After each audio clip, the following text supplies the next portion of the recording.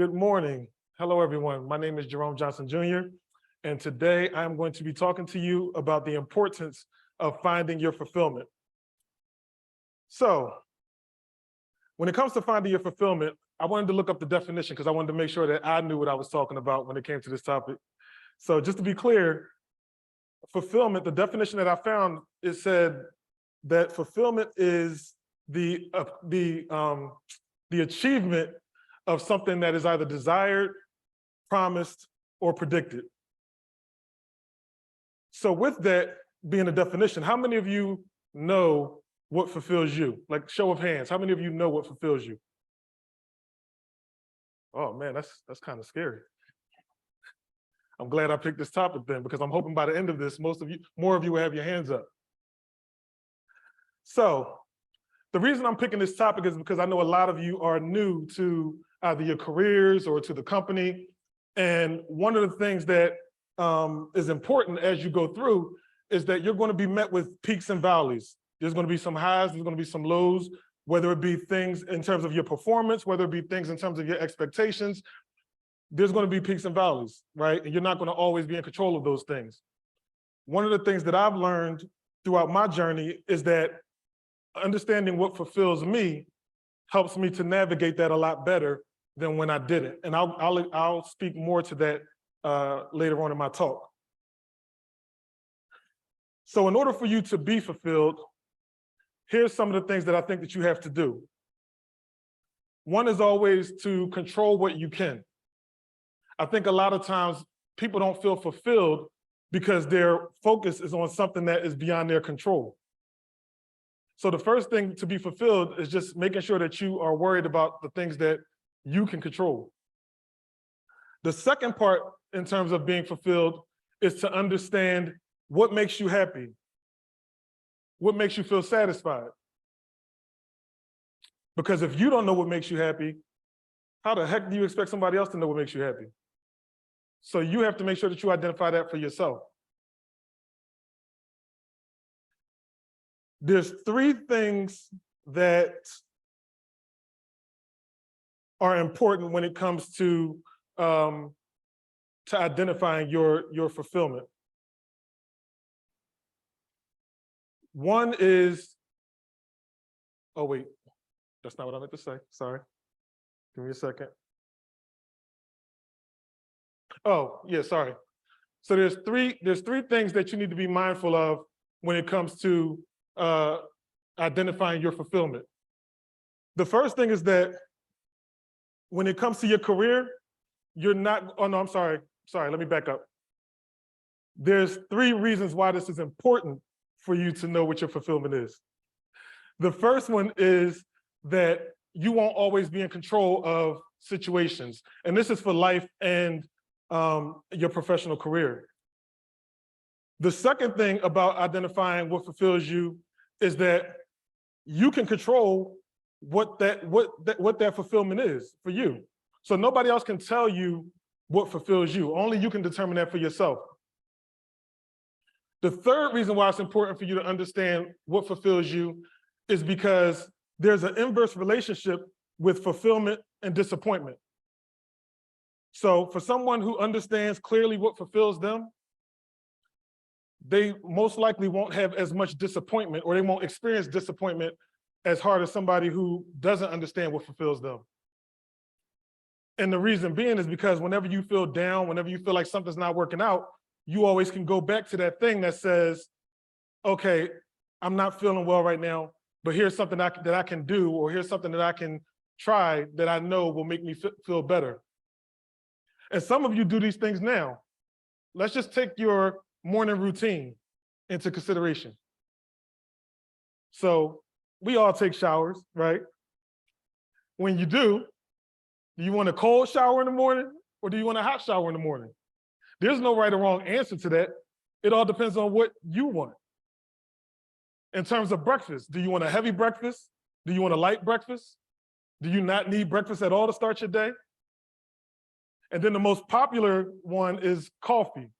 So I know a lot of people within the corporate environment drink coffee. Show of hands, do any of you drink coffee at all? I got more hands for that than you know in your fulfillment. That's a little crazy. But yeah, so some people in the morning, they need that cup of coffee. Some people, they don't need coffee. I'm not a coffee drinker, so I don't need the coffee in the morning. But again, when you have those things that you know are going to make you satisfied, make you happy, you can easily, quickly grab them.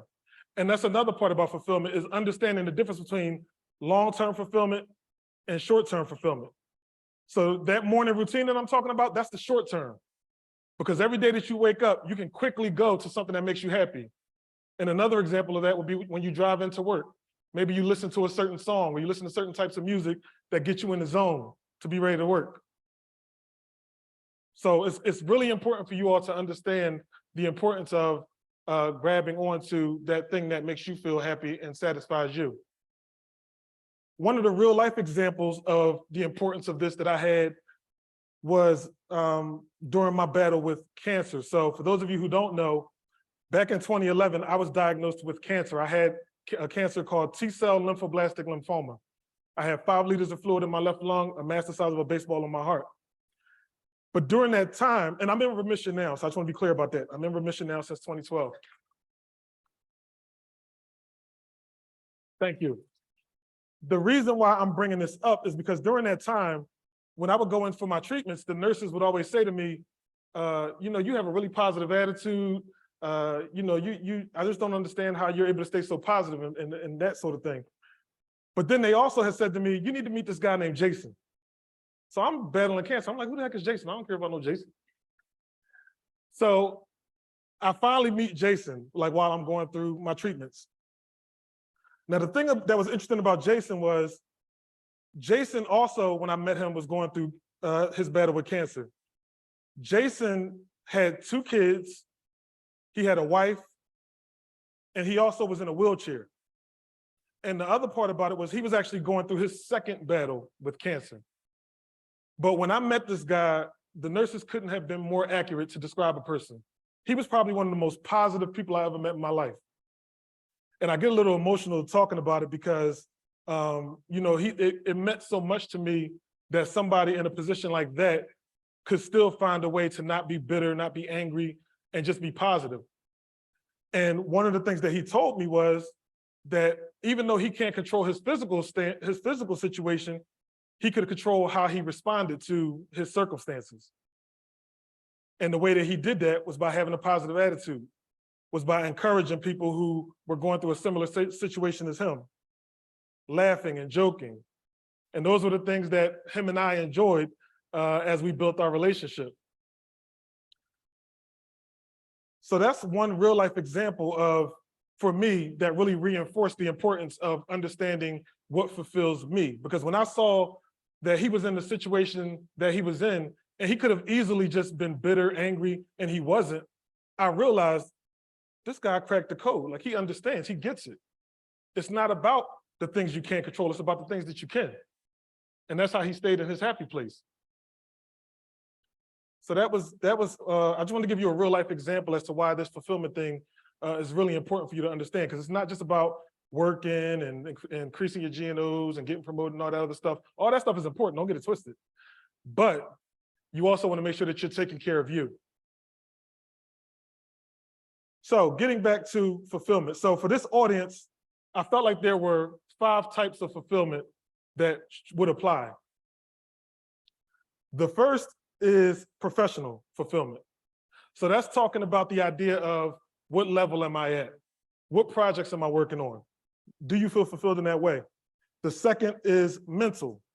So when you speak, when you think, when you're responding to things, are you responding in a way that's clear to you, and that you feel clear and that you feel fulfilled in the communications? The third type of fulfillment is physical. So how do you look? How do you feel? Health overall.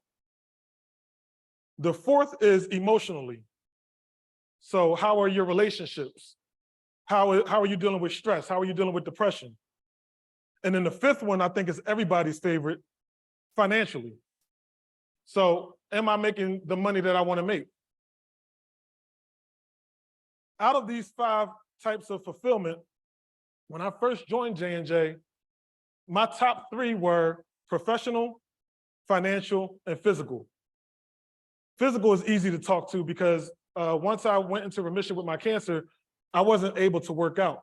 So once I was cleared to work out, I wanted to make sure that I was trying to get back into shape. And as you can see, I still got a little bit more work to do, but we'll get there. The other part of the physical, though, was that entering corporate America, I had my beard. And when I first joined J&J, I actually cut my beard off. That was very hard for me because my beard means so much to me, especially after losing my hair when I had cancer. But it was something that I felt I had to do in order to come into the environment. As you can see, I have it back now. So obviously my thinking has progressed.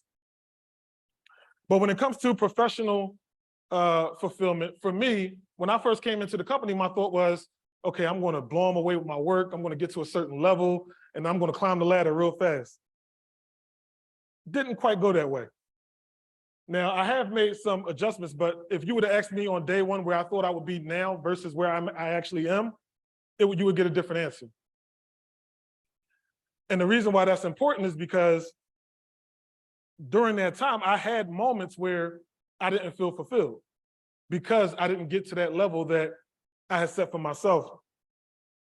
But the thing about it was, I wasn't in control of that. I had no control over whether I was going to get promoted or not. And so I'm actually going to play a game with you all. So I want you to tell me that I'm ready to get promoted every time I point to you, and then I'm going to give you a reason as to why you can't get promoted. So, no, we're not doing that. I need more energy than that. We're not doing that. I'm standing on the stage by myself. I need more energy than that. So again, I'm gonna point at you. You're gonna say, I'm ready to get promoted. And you're gonna say it like you're really ready to get promoted. So we're gonna try this again. Perfect, that was good.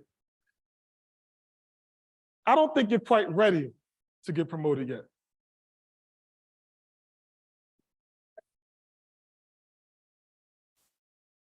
Well, I wanna promote you and I see the potential in you, but unfortunately, I just took a new role, so I'm not going to be able to start that process.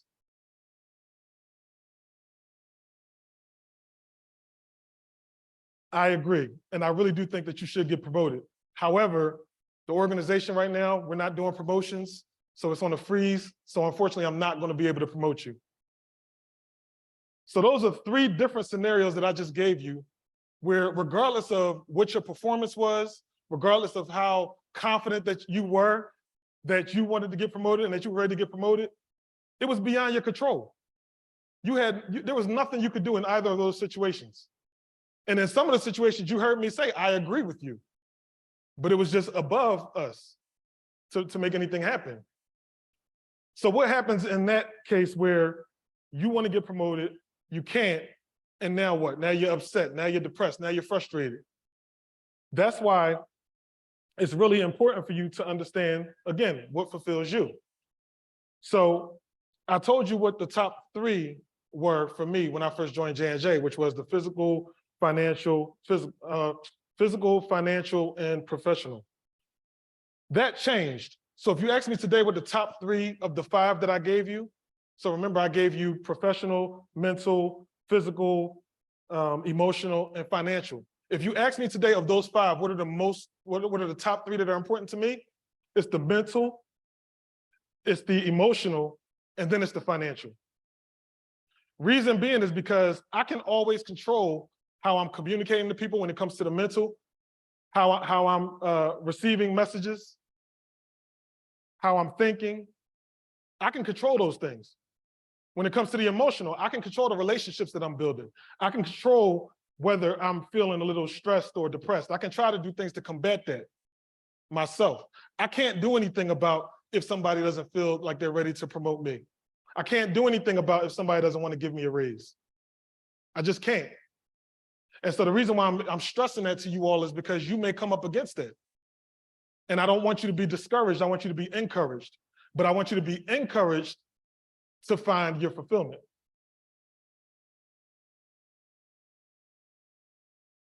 So in closing, I shared a story with you about Jason because Jason is someone who will never have a street named after him. He doesn't have a statue. And Jason, unfortunately, passed away a couple of years after we met each other. He had gotten to remission. He was doing really well. And then unfortunately, during his third battle, he lost that battle. But Jason meant so much to me. And there's times when I'm living now where I feel like the things that I'm doing, even standing here on this stage, trying to uplift you all, I feel like he's living through me and doing that. And so for me, it's really important that you all understand the importance of finding your fulfillment, because you can't control everything, but you can control what makes you happy and what makes you feel satisfied. So with that, my name is Jerome Johnson Jr., and thank you very much.